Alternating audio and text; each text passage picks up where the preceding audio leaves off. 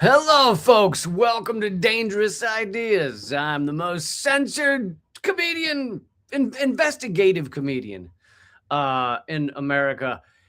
The war on Iran has so far had the complete polar opposite impacts that Trump and his goons thought it would in like every regard. The U.S. was hoping to take control of the global oil supply for good, really, hoping by kidnapping Maduro, where the largest oil reserves in the world exist, and then collapsing Iran, that the U.S. would have control of the global oil supply. Instead, the U.S. and Trump have proven that the U.S. does not have that control. And in fact, Iran so far has a lot of power in that regard. They also hope to, let's say, give a great wound to the rising petro-yuan, the oil sold and bought in Chinese yuan. And instead, we are seeing a rise in the Chinese yuan. Many countries are thinking, wow, that seems to be the more stable path. So in fact, Trump has sped up the end of the U.S. empire, it seems, in multiple ways. We're going to be getting to a lot of that. Also, Iran is now taking the fight to U.S. corporations, not just military bases. However, there are many who believe this battle may be over soon, that perhaps there will be some sort of deal struck so that Trump can run away acting like he won, because, you know, Trump has to do that. And yet the war will end. I would love to see the killing stop in all regards. But so this belief that the war could be ending soon has caused the stock markets to go up. Business Insider says soaring stock market. That might be a bit of an exaggeration. I think it's gone up a few percentage points, but it is clearly in positive territory. And this is investors thinking that the war on Iran will end soon. But I want to start with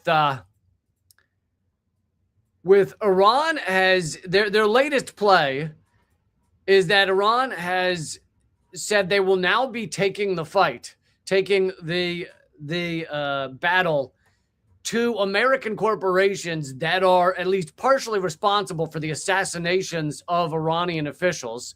Here's from CNBC. Iran threatens NVIDIA, Apple, and other tech giants.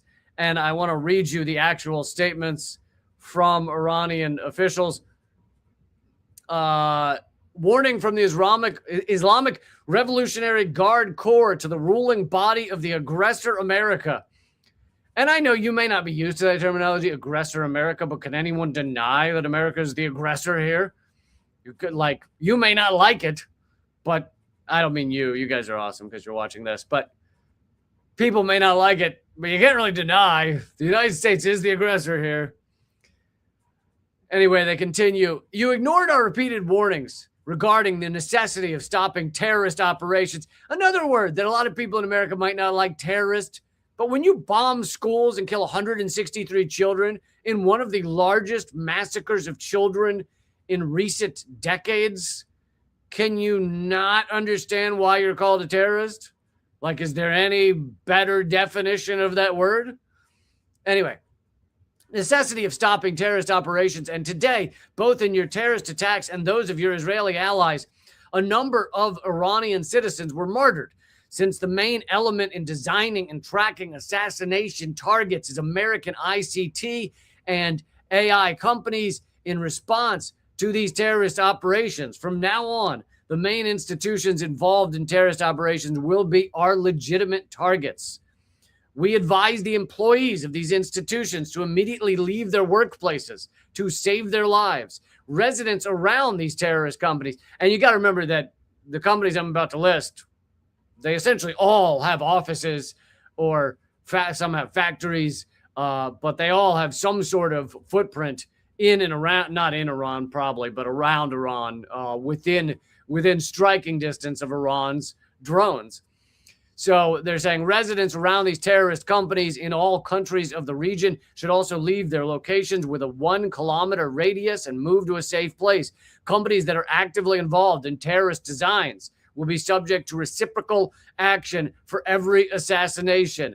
They are as followed: Cisco, HP, Intel, Oracle, Microsoft, Apple, Google, Meta, IBM, Dell, Palantir, NVIDIA, JP Morgan, Tesla, GE, Spire Solutions, G42, and Boeing. These companies should expect the destruction of their relevant units in exchange for every assassination in Iran, starting Wednesday, April 1st, today. And again, you may be like, not you again, you guys are awesome. It is one of the nice things of being crazy shadow banned and crazy suppressed is that basically only people who really love this show ever notice it, because it's not shown to. This is not like any other show on YouTube. It's being shown to a wide market of people who stumble across it and go, "What is this?"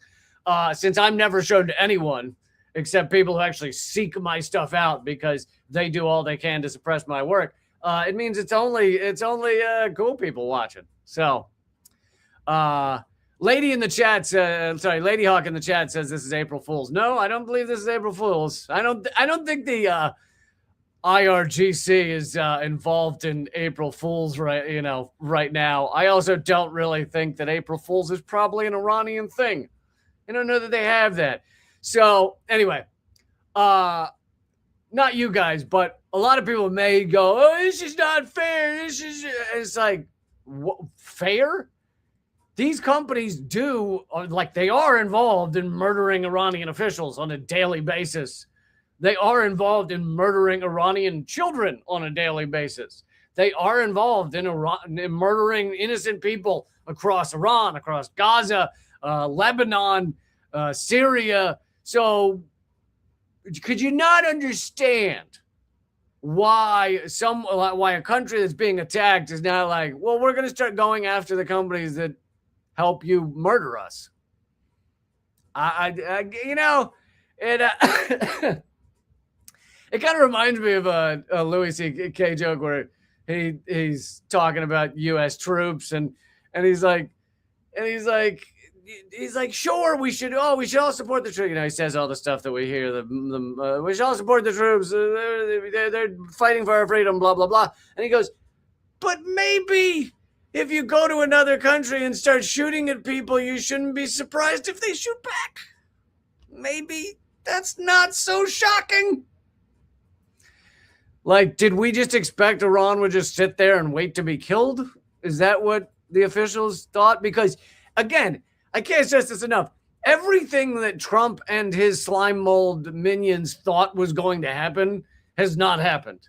The only thing that's happened, perhaps according to plan, is they did kill the Ayatollah within day one, because the Ayatollah did not hide at all. He just sat in his office and waited and said, if you want to kill me, kill me. And they did. So that went as planned. Outside of that, you'd be hard-pressed to point to any part of this plan that has gone well, that has gone towards what Trump and his goons thought was going to happen. And I've pointed this out many times. I think it's important to point out, this is not just a Trump war, okay?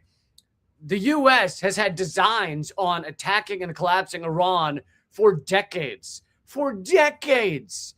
In order to protect Israel, in order to protect the petrodollar, in order to have the control of the entire global oil market. And here's a point that fucking no one, even in independent media, will ever make. Here's another reason we need to get the F off of fossil fuels. Yet another one. As if our own climatary destruction was not enough. As if the death of our species was not enough. Here's another reason that we should move past fossil fuels. And in fact, the countries that are able to do it are seeing this as a fast forward button on moving beyond fossil fuels because they need it for national security. China realized this many years ago. I covered this story as when it came out as well. China has been putting in, if you've been reading anything, we all know that China is leading the world in putting in green energy or whatever you want to call it, solar, wind, etc. And you may go, yeah, but per capita, they have the same, not per capita, but China has as much emissions as the United States. Yeah, but per capita, China doesn't have anywhere near the emissions of the United States. You got to look at the number of fucking people. They got 1.4 billion. All right, it's kind of crowded. No, I don't know. It's not that crowded. I've been to Beijing. Beijing's crowded, but I don't know. It's a big place. It's probably not that crowded. Anyway, China realized that it's in the benefit for their national security to get away from fossil fuels. Now, they still use loads of fossil fuels because they haven't been able to switch that quickly because you can't. But they are putting in the equivalent of 5 nuclear power stations of green energy per week. Now, because green energy it can't operate like a nuclear power system. It can't just run at 100% all the time. When you put in the equivalent of 5 nuclear power, you get the equivalent of 1 nuclear power plant. But still, that's the equivalent of 1 nuclear power plant of energy that's being built per week in China. They've realized that for national security, they need to get away from fossil fuels. And Trump and his slime molds have shown the world, yeah, you all better, we're fucking insane. We are lunatics, and we're going to hold you hostage if you have anything to do with fossil fuels. And let's see, I'll jump to this story to show how we'll hold people hostage. Where the hell is, oh my God, where is, okay. Yeah, I can't find it. Oh, here it is. I just like to overreact. But speaking of holding people hostage, Trump has told Europe, basically, go get your own oil. Because he created this catastrophe in the Strait of Hormuz. And he then demanded NATO come and help him because Iran, with 1% of the expenditure of the US military. Do you guys realize that? Iran spends 1% of what the US spends on military, and they've been able to bring the US and the global economy to its knees. 1%. And so Trump demanded NATO, you got to come and help us, please. And NATO said, yeah, we're not fucking doing that. We can't, we don't want to be bombing children in Iran like you do. And Trump's response now, just yesterday, was go get your own oil. Go steal your own oil.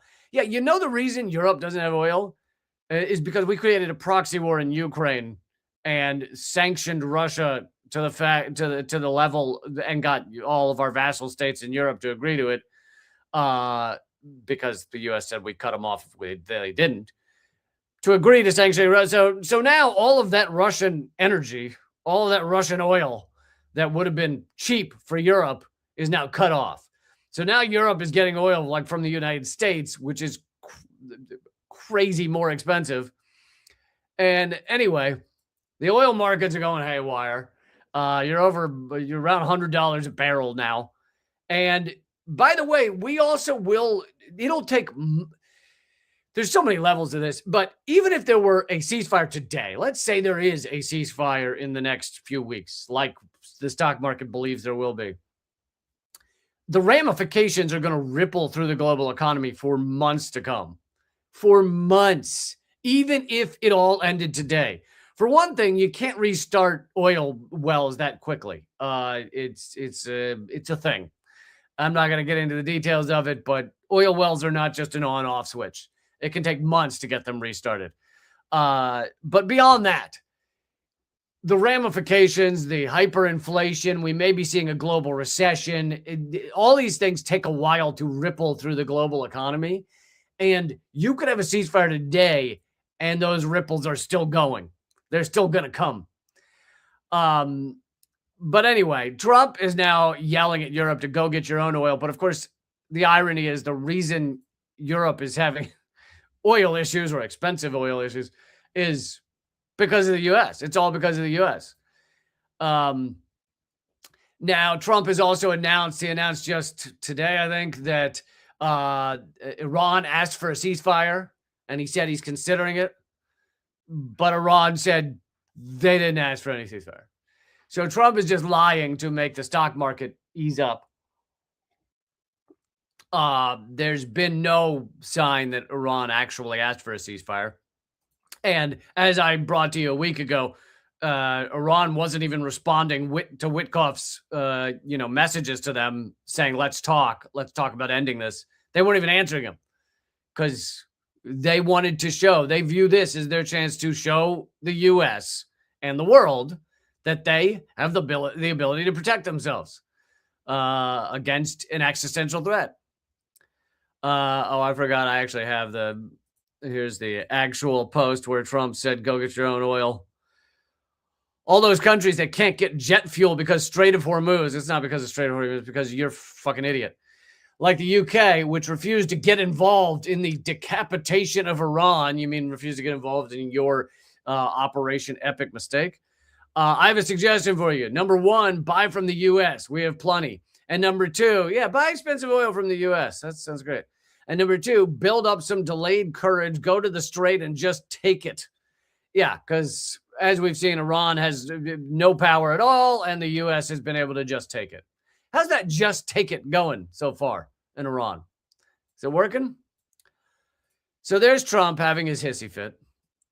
Trump will address the nation tonight and tell them that the war is going to end soon in the next 3 weeks. And he's just getting desperate on so many different levels. There has been there's been a slight stock market rally because he says there's going to be a ceasefire and they believe that the war will end soon. Also, we should note that Iran has been bombing Tel Aviv a lot. Even one of the Israeli newspapers, was it Haaretz or something, said that there's the alarms that bombs are incoming, missiles are incoming, drones are incoming. The alarms just go off all night long now in Tel Aviv. So the idea that Israel is just like in a safety bubble and never has to worry about this, very not true. Iran has clearly hit Tel Aviv many, many times so far. Trump said he would consider the U.S. leaving NATO. He also said that he's not worried about Iran's uranium threat.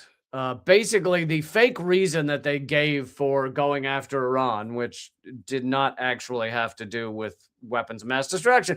Isn't it funny? We keep using the same lies. Like the weapons of mass destruction lie blew up in our faces for the attack on Iraq. And here we are going, we're attacking Iran because of weapons of mass destruction. They can't even come up with better lies. They come up with something that people would believe. Anyway, so he's now saying that the uranium threat is not, he doesn't care about it. The reason he's saying that is because I imagine in whatever deal he thinks he's going to strike soon, it probably requires him not to care about that, I guess. I don't know. But here is even Fortune magazine, which is, let's be honest, not a lefty rag, Fortune magazine, talking about, this is just a couple of days ago, talking about dollar dominance is reinforced by global oil trade. They still can't say the word petrodollar. It's, I guess, a banned, but global oil trade. But the Iran war could give rise to the petro yuan as the U.S. security shield weakens, meaning this is having, again, the polar opposite impact. The real reason the U.S. empire went into Iran was to protect the petrodollar, was to protect the ability of the U.S. to print an endless number of dollars and not have hyperinflation. And that is based on petro, and it's based on the dollar being the global reserve currency. Both those things are decreasing, and you're seeing with this catastrophe in the Strait of Hormuz, you're seeing that countries are going, we better get the hell off the dollar. The dollar is not a stable thing to be involved in because the people running the U.S. empire are not stable. These are not stable human beings. These are psychopaths. These are psychopathic terrorists. And so you actually see this has done wonders for the petro yuan. All of a sudden, that sounds really stable. Wow, you sell oil or buy oil in yuan, and you don't have to worry about that country bombing and killing other people and just causing all-out chaos. I mean, love China or hate China, how many people has China bombed in the last several decades? Oh, zero?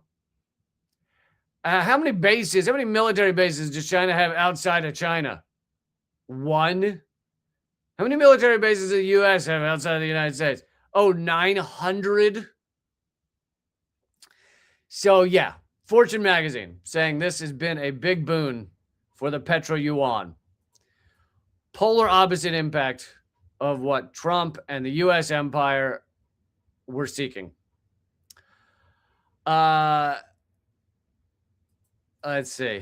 So, Wall Street, specifically, I think it came from Deutsche Bank, created what they called a pressure index on Donald Trump. Donald Trump, there's certain things Trump cares about. And when those things start to look bad for him, he tends to back off his dumb decisions.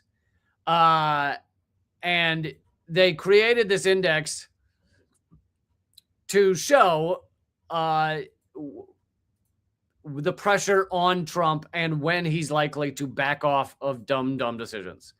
And so here's the graph, and I know I'll try to describe it for those of you listening to the podcast. This is a podcast, folks. If you would like to listen in your car, look up Moment of Clarity or look up The Lee Camp Show on Spotify.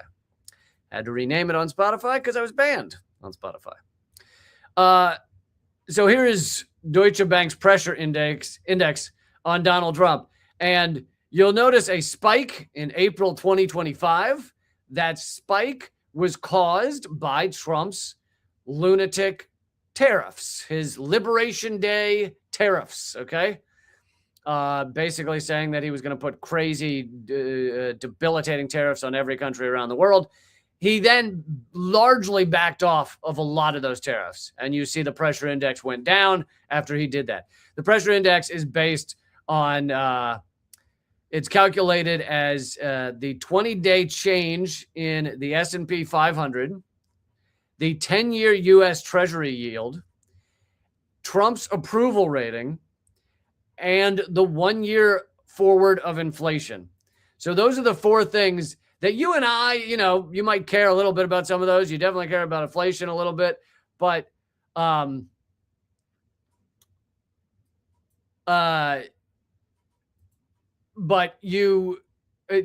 for Trump, it's all he cares about: his approval ratings, stock market, inflation predictions, and 10-year U.S. Treasury yield. So when this pressure index peaked, he backed off. When the other peak, which they don't have it labeled here, where you see it peak and then back off, was his "I'm going to steal Greenland" shit. And when that peak got high enough, he backed off again and said, "Oh, we won. Never mind about Greenland. We did it." And anyway, the peak now, thanks to our unhinged attack on Iran, is way higher than even the Liberation Day tariffs. Now, I'd say what the difference is, why he hasn't backed off yet, despite this peak going up and up and up, is because this is not just something he wanted to do. This is not just something that he thought would make him look good. If he steals Greenland and renames it Trump land, his ego is big enough, rename it Gulf of Mexico, Gulf of America. His ego is big enough that those kind of things matter to him, and he'll do them just for ego, just to be a belligerent, psychopathic egomaniac. But with the attack on Iran, it has several other things going for it. One is the U.S. lunatics, the psychopaths running the U.S. government, view it as really important to get rid of Iran in order to continue the petrodollar growth or petrodollar hegemony, dollar hegemony. So that's one thing that's different than Greenland. Another aspect of it is that you have Israel's pressure on him, which I am not one of these who thinks that Trump's just doing this for Israel. Some people just want to blame all of Trump's dumbest decisions on Israel, but this clearly was done in coordination with Israel.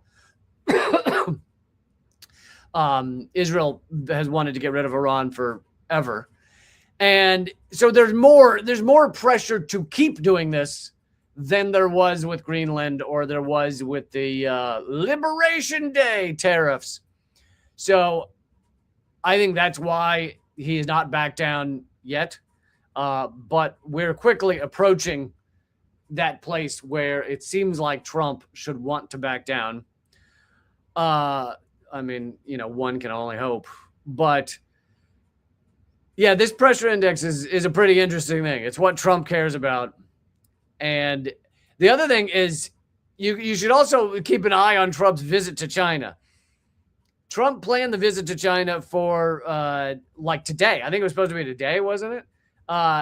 Because he thought that he was going to kill the Ayatollah and we would essentially have control of Iran. We would have control of the Strait of Hormuz. We would have control of the global oil supply. Once you take Iran and Venezuela out of the equation, essentially the U.S. has control of the global oil supply.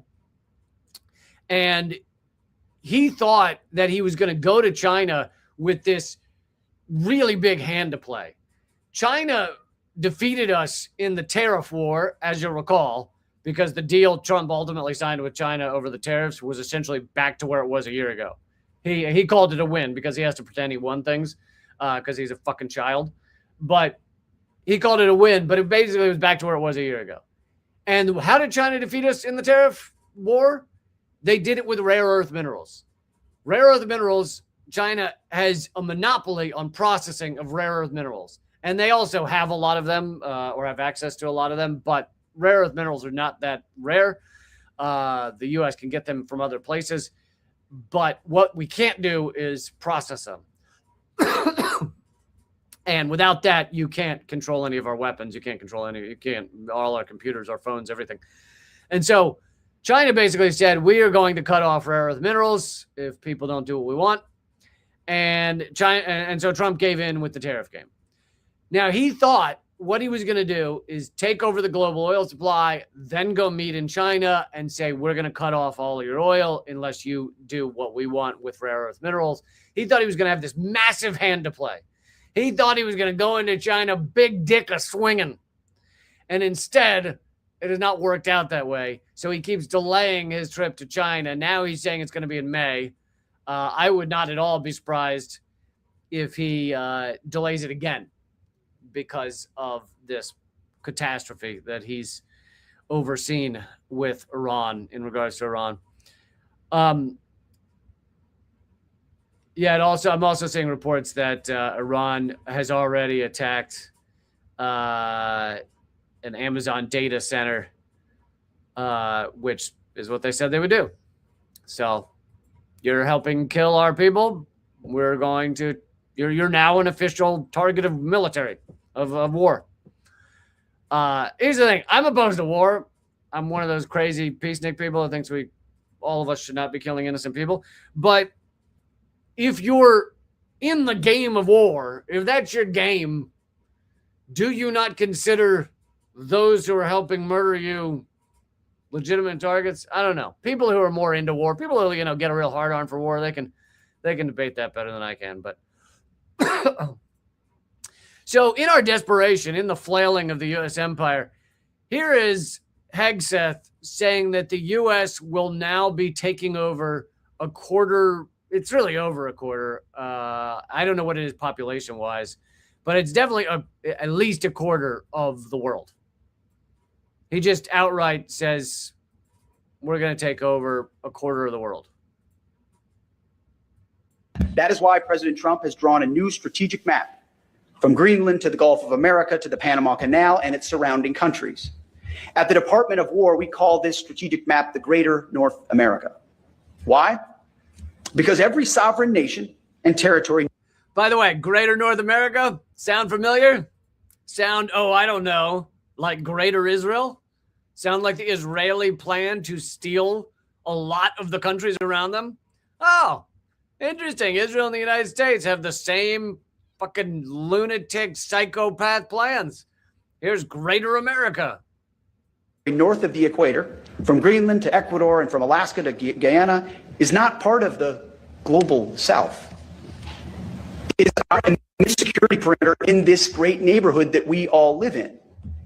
Each one of these countries border either the North Atlantic or the North Pacific. Each one of these countries sits north of the two basic geographic barriers that exist in this region, the Amazon and the Andes Mountains. This is basic geography that we don't teach in schools as much as we should. And it restores our north-south relations, and we must get it right. In the north, the United States must enhance posture and presence in cooperation with you and our sovereign partners to defend our shared immediate security perimeter. In the south, meaning south of the equator, the other side of this great neighborhood, we will strengthen partnerships through increased burden sharing. This will enable... Great neighborhood. That's like calling a plantation a great neighborhood. That's like fucking, you've got slaves, you've taken over their lives, you are murdering their leaders and just making essentially half the world slaves, and you're like, it's a great neighborhood. What a beautiful day in the neighborhood.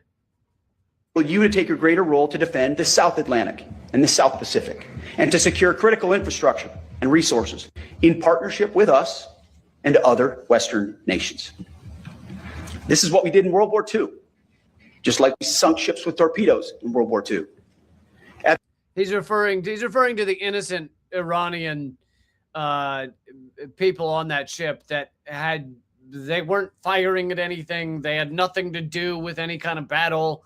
They were involved in an exercise thousands of miles from Iran that had nothing to do. They weren't like getting in position to attack the United. Nothing to do with any of it. We just murdered them all. Because why not?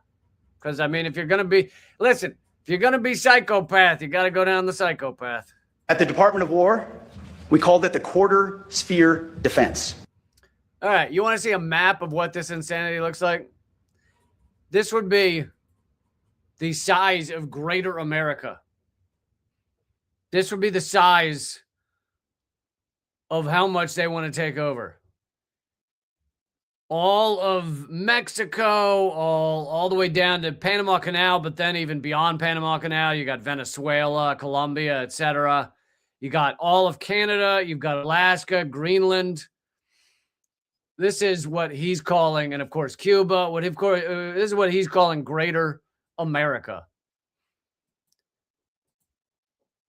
Like, has America ever looked more, has the United States ever looked more psychopathic than this?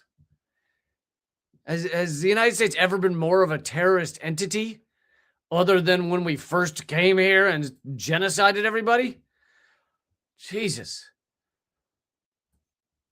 This is unbelievable. And you have the head of our Pentagon, the head of the largest military in the world, the head of a military that spends the same amount of money as 140 countries combined. You have him saying, we're going to take over a quarter of the world, and it's not a news story. Not even, barely any coverage. Not a news story. And so, yet again, here's just one more example, since we also mentioned Latin America that the United States wants to take over. Here's one more example of a country realizing how unhinged the United States is and then working quicker to get out of things that might tie them to this system, tie them to the World Bank system, all of these systems that the United States essentially has control over. Colombia has said it will be exiting the ISDS, International Investment Arbitration Regime. President Petro announced that Colombia will withdraw from the investor-state dispute settlement system. I covered this system years ago. I haven't talked about it in a while, but it basically gives up a country's sovereignty to corporations. It says that if a corporation makes a deal with a country and then that country says, oh, yeah, but we have environmental laws and you're destroying our environment, the corporation can run to the ISDS and say, no. Their environmental laws don't matter because we would like to rape their environment. And then the ISDS will always go, oh, yeah, no, you can't have your environmental laws because they're already busy raping your environment. Yeah, they got to get their money. They got to get their money. Oh, do they got to get their money? So, yeah, sorry. I know that was a lovely idea you had about like clean water or whatever the fuck you said. But yeah, it doesn't apply. No, it's because there's some guys over here that have like 6 yachts and they want yacht number 7 because their fourth mistress needs a place to live. And so, yeah, sorry. You can't do that environmental shit you're doing. So yeah, Colombia is pulling out of it. He announced it following a global call from over 220 economists and legal scholars, including Nobel laureate Joseph Stiglitz and renowned economist Thomas Piketty. ISDS allows foreign corporations to sue governments in international tribunals, which are run by corporate judges, over policies that affect their profits, often bypassing domestic courts and exposing states to multi-billion-dollar claims.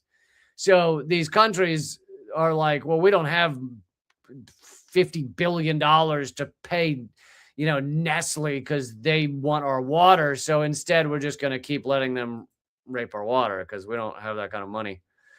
So it's that kind of shit. And yeah, Colombia said, I think we're done with that. I think we're going to pull out of that. Okay, before I keep going on, kind of, but whatever. I have a new article, but it's on Substack, but it's also a news story, so I might as well mention it. Israel has just passed the death penalty. They essentially did not have the death penalty until now. They just passed the death penalty. Only for Palestinians. Israel will only be executing Palestinians. And I have a new column about this up on my Substack. Israel just passed the death penalty only for Palestinians, but it's not apartheid. No, not apartheid at all, which is the policy of segregation or discrimination within a state system. No, it's not apartheid, but we'll only murder Palestinians. It's free to read over at reallycamp.substack.com. And I hope you'll go check it out. And I have another article over there, which basically I took it's been 2.5 years since October 7th. And as many of you know, October 7th has been used to genocide Gaza. Gaza is still facing genocide because starvation is genocide. So they're still murdering people in Gaza. It's been 2.5 years. They used October 7th to genocide Gaza. They used it to start their war with Lebanon, which they continue now. They're stealing southern Lebanon as we speak. They're bombing Beirut as we speak. They're bombing innocent people in Lebanon as we speak. All of that goes back to October 7th as well. These things are also part of the reason that Israel and the U.S. were willing to start this war with Iran. So in many ways, October 7th is the spark that has led to this growing forest fire of awfulness. And I put together multiple columns, about 3 different columns over the years, detailing the truth about October 7th, how Israel knew it was going to happen, how Israel killed hundreds, if not almost all of the people killed on October 7th. At minimum, they killed hundreds. How Israel, even the New York Times has said Israel knew exactly what was going to happen a year in advance. Netanyahu stood in front of the UN and held up a sign with the West Bank, a map with the West Bank and Gaza removed. He did that like a week before October 7th. Anyway, I put all of these facts, and I'm not getting into the nitty gritty, but they're all together in one column. And it's, again, free over at Substack, reallycamp.substack.com. And it's been very popular already, even though it's just kind of gone up. So I hope you'll check it out. It serves as a good kind of resource to like hold on to if you ever get in debates about October 7th with people or want to explain to them the truth about October 7th. I think it serves as a good resource. And that's at reallycamp.substack.com. And if you think that any of that is worth like 37 cents a post, then I would really love for you to sign up and make my work possible. That's reallycamp.substack.com. When you sign up, you also get my book, Dangerous Ideas, my ebook, Dangerous Ideas, for free once you become a member. You also will occasionally get members-only posts. I have to admit, I don't do that many members-only posts because I value giving everybody all this stuff for free. And that's really my goal, is to get this out to everyone. So basically, by joining up for 37 cents a post, you make it possible for all this stuff to be free for everyone. And that's how I prefer it to be. I have to admit, at times it's been really tough to keep everything going due to the fact that I don't, with all the suppression and censorship, I don't make all the billions in ad dollars that so many people do on YouTube. So, and that's been kind of a choice. I had to, am I going to like sell out all my beliefs and become a quasi right winger and all that shit to just get clicks? Or am I going to stick with what I think matters? And luckily, not a tough debate for me. I'd rather be fucking penniless and telling the truth than whatever so many of these other people have become. But it has meant that I continue to be one of the most suppressed, and I make essentially nothing from ad dollars. So it basically is whether you guys want to see my shit keep going, and I really hope you do. Okay, let's keep moving. That again is at reallycamp.substack.com or patreon.com/LeeCamp. I know some people are really into Patreon. That's your thing. That's fine by me. Patreon.com/LeeCamp. And then the third place is leecamp.net, my locals page. Any of those will do. They're all pretty much the same price, and I hope you see fit to support my work. By the way, coming up on the show, I am going to make sure I get to it. There's a new effort. It very well might be by the FBI. We don't know, but there's a new effort to basically entrap activists. I'll get into the details in a bit, but it's basically entrapping them via email, and you barely have to even interact with said email. And I'm going to show you what the details are because I don't want any of you guys to get stuck in one of these traps. I don't know that it's by the FBI, but it does seem to have somebody's putting money behind this effort. So I'll detail that in just a few minutes. But before we do that, let's watch, as Trump continues to want to distract from Epstein, distract from his catastrophes around the world.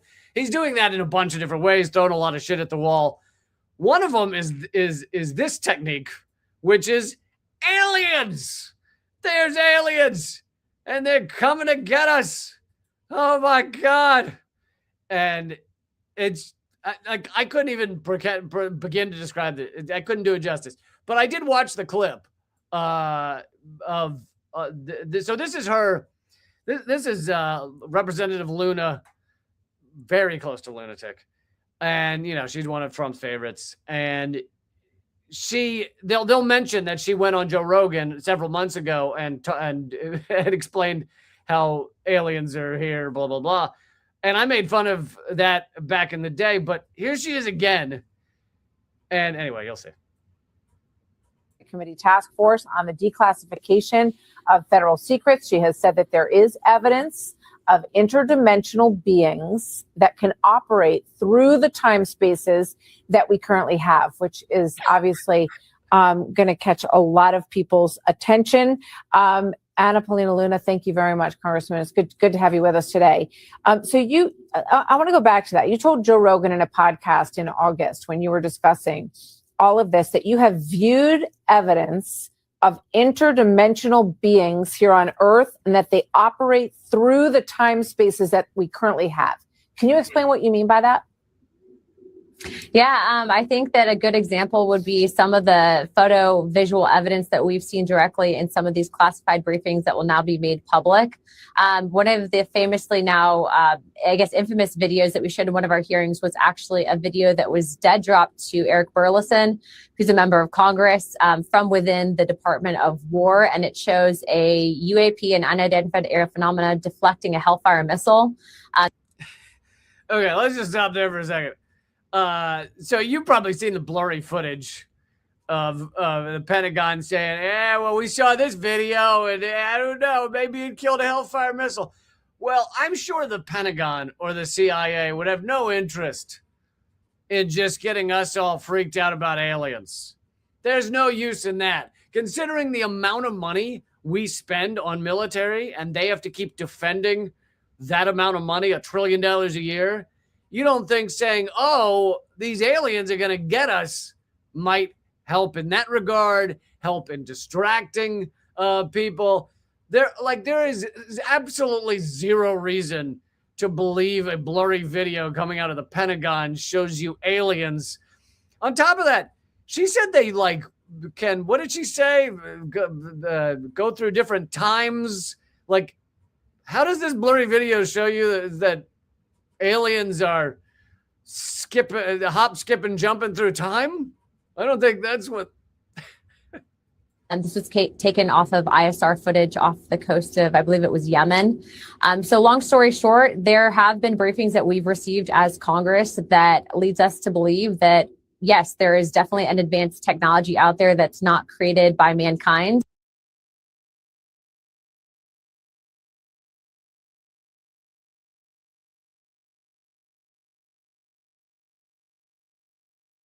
Sorry, I'm muted. You have her idiocy, but also she's been saying we've been briefed in Congress to enjoy absolutely aliens. And it's like, really? Then why is it 3 Congress people that are running around saying aliens? Why are not all the other Congress people that have been briefed about all these aliens? And why do you have no more proof than one blurry video? And why did you say they're interdimensional beings? Show me the video that shows their other dimension. Where are these dimensions that you like? She came with nothing. She's got nothing. And yet it's like, even if there were, even if I know a couple of you are like, I believe there's probably aliens. Okay, fine. You're welcome to believe that. You can't it's almost impossible to disprove that. I can prove there aren't aliens. But wouldn't you want to see some pretty crazy evidence, like real proof, before you run around and go, nope, interdimensional beings totally here, totally. To me, this just reeks of like our government and Donald Trump really want to distract you from reality in order to continue this shit show that they're involved in. But anyway, let's get to. I want to tell you guys about this entrapment technique, mainly to protect you guys from what clearly is being attempted. So over on Substack, Empathic Revolutionary, he's often doing really great work. But Empathic Revolutionary put together some more, like, a lot more research on this than I have. And so I'm going to go through some of what he's talking about.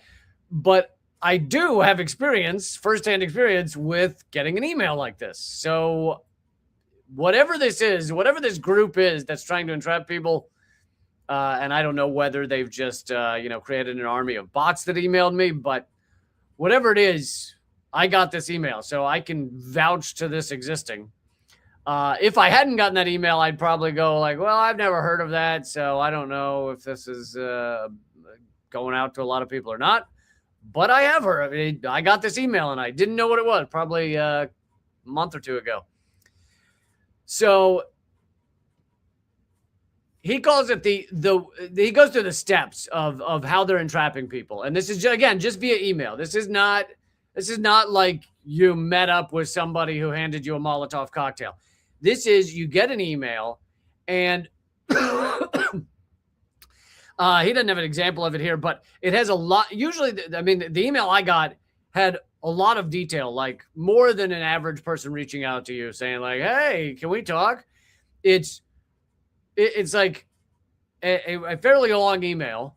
And it's got a lot of manipulation within it, a lot of various manipulative tactics. But what they want you to do just at first is they say, please wait to receive further instructions. And once they get you in a group chat. So I was asked by the email I got, I was asked to join a group chat. And of course, I'm not fucking doing that. So I didn't do it. But they asked you to join a group chat. And by joining that group chat and then saying you're waiting for further instructions, depending on what those instructions are, you may already be connected to a crime. And this is how the entrapment works. Is you may just be curious. You may just say like, oh, well, let's see what these activists are up to. And you may not know that simply by being a part of this, you could be part of a crime. Now, I do want to say, I am not trying to put a chilling effect on all activism. So I'm not saying don't ever join a group chat. But if it's a group chat where anything illegal is being discussed and plans to do that you enter a new realm. And it can be illegal just to say, I'm waiting here for instructions, and give a thumbs up. Even emojis can be used against you in court that you gave a thumbs up emoji. So then they say that they're vetting people. They say, if you agree, we will move to the next step, which is the vetting process. So this is a form of manipulation as well. By being told you're being vetted, all of a sudden you have this desire to want to be approved. Even if you don't know what it is, or even if you don't even think you want to be involved, you kind of want to be approved. You're like, aren't I cool enough? I want to be part of the thing. Make me part of the thing. So this is a form of manipulation as well, is just, we're going to start the vetting process and people go, well, I want to see if I was cool enough to get into the club. I don't even know what the fuck they're doing, but I want to be in that club. So some people hang around just to see if they can be vetted. Then they say there's a mission. Then he says step 3, the mission statement. Our mission is to relieve the current government of its duties. So the email I got, and by the way, they'll throw in all kinds of jargon that you agree with. So it'll be, we want peace. We want to help people who are being persecuted by ICE. We want to, ICE is a terrorist organization. We want to help all those who are struggling. We want to end war. We want to end the environmental destruction. And so, and so all those things you agree with, or whatever, the percentage you agree with, you go, yeah. And then they go, and so we need to bring down the government. And you go, what was that? Or you may even think like, I'd like to see a new government. But if you are involved in a plot to take down the government, that is illegal. And simply by being in this chat and saying, thumbs up, I'm waiting around, you are now connected to this thing. And apparently just leaving the chat is not enough. If you were to fall into something like this and realize it, because they suddenly say, okay, now we need to take down the government, you need to make it quite clear that you have nothing to do with it. You didn't realize that's what it was, and you don't want to be a part of it before you leave the chat, because just leaving the chat apparently is not enough. So they say, we want to bring down the government, establish a new government.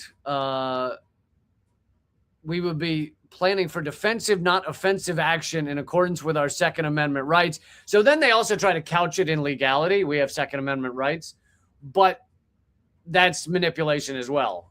Them saying they have rights does not get you out of being connected to whatever the fuck they are pretending to plan. Now, again, this sounds very FBI. It very well may be FBI. On top of that, the FBI has been proven to be involved in like 95% of all the terrorism arrests that they make. So every time they arrest someone for planning terrorism, the FBI was involved in it. So that would make sense that this would be FBI. However, whether it's FBI or not, let's assume it's just some, let's assume it's AIPAC or something trying to get you arrested. Let's assume it's just some asshole who wants to get you swatted. It doesn't really matter. The point is they're trying to entrap you into an illegal thing that you didn't even do anything. You just sat in a chat room.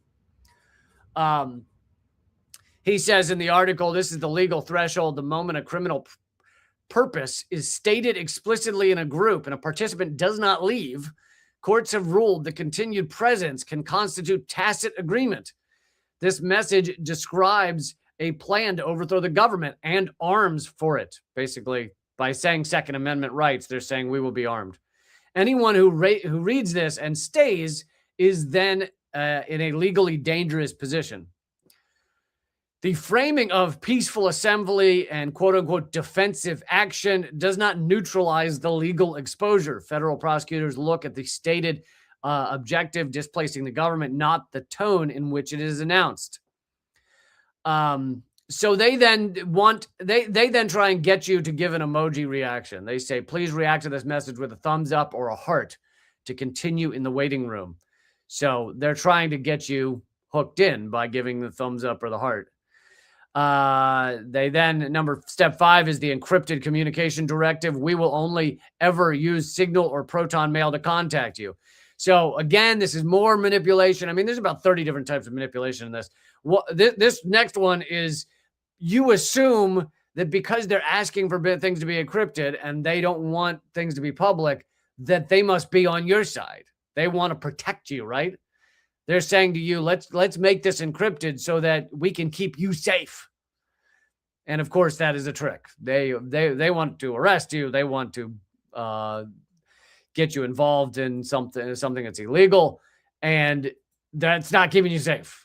But you subconsciously you think, oh, they want it encrypted. They want to keep me safe. That's really great of them. 6, the domestic terrorism acknowledgement. Quote, We still recognize that the threat of surveillance, bodily harm, or death may occur as we are considered domestic terrorists by this administration. The organizers themselves state that the participants may be classified as domestic terrorists. This is not rhetorical framing. It's a legal category that triggers specific federal statutes and material support provisions. Anyone who stayed in the group after reading this sentence had notice of the legal framework they were entering. So basically, the point is you are in murky legal territory even before this. But once you get to this statement where they're saying, we understand we'll be called domestic terrorists, if you're still a part of it, now you've gotten even in a much more dangerous spot legally. So just a couple more things. They say agreement does not require a signature, a verbal commitment, or even an explicit statement. Courts have consistently held that agreement can be inferred from conduct.